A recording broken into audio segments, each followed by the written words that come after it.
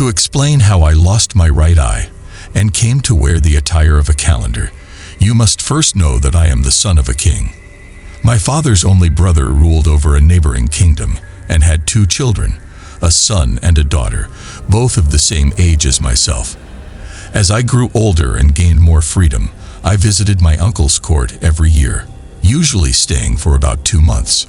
My cousin and I grew very close and developed a deep bond.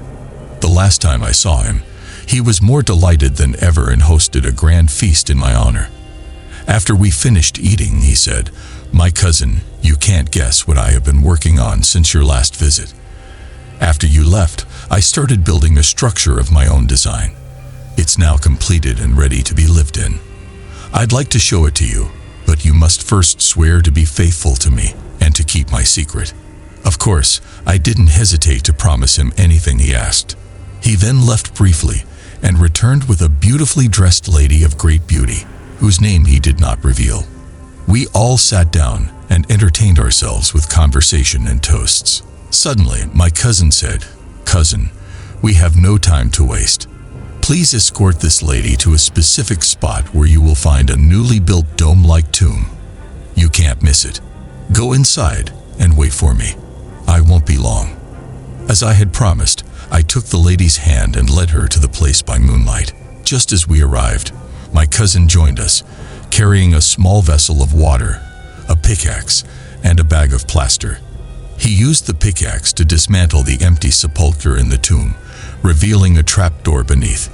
He opened it, revealing a spiral staircase, and said to the lady, "Madam, this is the way that will lead you to the place I mentioned." The lady silently descended the stairs, followed by my cousin. At the top, he turned to me and said, "My cousin, I don't know how to thank you for your kindness. Farewell." "What do you mean?" I cried, confused. "No matter," he replied. "Go back the way you came." He said no more, and puzzled, I returned to my room at the palace and went to bed.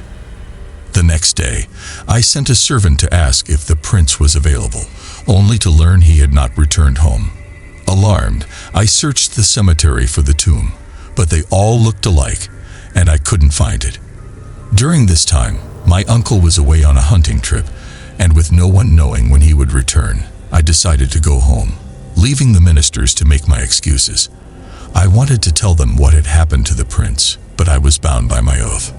Upon returning to my father's capital, I found the palace surrounded by guards. They arrested me immediately. The officer in charge told me that the army had mutinied, killed my father, and installed the Grand Vizier as the new ruler. The vizier had hated me since childhood because I accidentally shot his eye out while aiming at a bird. Despite my apologies, he bore a grudge and now, with me in his power, showed no mercy. He had me imprisoned and gouged out my right eye. But the vizier didn't stop there. He ordered his executioner to take me to a desert, behead me, and leave my body for the birds. The executioner, however, was moved by my tears and prayers and advised me to leave the kingdom and never return. Grateful for my life, I fled. I traveled cautiously, often resting by day and moving by night. Eventually, I reached my uncle's kingdom, seeking his protection. He was distraught over his son's disappearance, but shared my grief. I decided to break my oath and told him everything. Hopeful, he led me to the cemetery. We found the tomb, uncovered the trapdoor, and descended into a smoke-filled chamber where we discovered the burned bodies of the prince and the lady. My uncle, though angry, accepted me as his son, and we returned to the palace. However, our respite was short-lived. An army led by the vizier who had dethroned my father attacked. The city, unprepared for siege, surrendered. My uncle was killed in the battle, but I escaped through a secret passage and sought refuge with a trusted officer. Disguised as a calendar, I traveled to the kingdom of the Caliph Harun al-Rashid, hoping for his protection. Upon reaching Baghdad, I met 2 other calendars, and we decided to stick together. As night fell, we found shelter here, knocking on this door and receiving a warm welcome. "This, madam, is my story." "I am satisfied," replied Zobaida. You may go when you like."